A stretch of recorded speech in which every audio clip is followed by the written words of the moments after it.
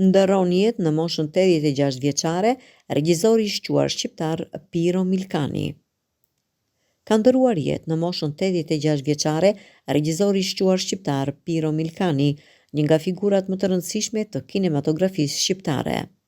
Ai u nda nga jeta këtë të shtunë, duke lënë pas një trashëgimi të jashtëzakonshme artistike që ka formësuar dhe pasuruar kulturën shqiptare për dekada me radhë.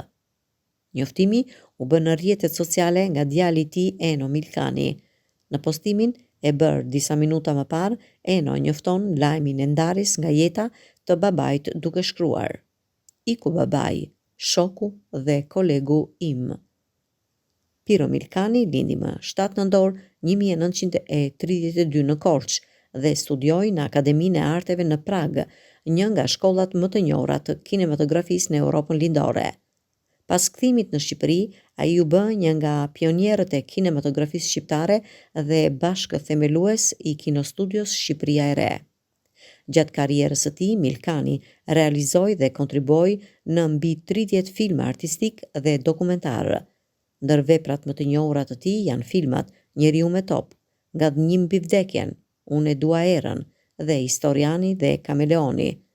Ai njihej për stilin e tij realist, përmes të cilit shpaloste temat sociale, patriotike dhe njerëzore me një gjuhë filmike të veçantë.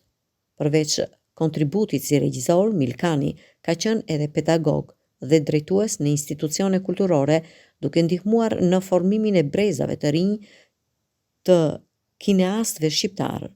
Ka mbajtur edhe poste diplomatike si atashe kulture në Gjermani. Vdekja e tij është një humbje e madhe për artin dhe kulturën shqiptare.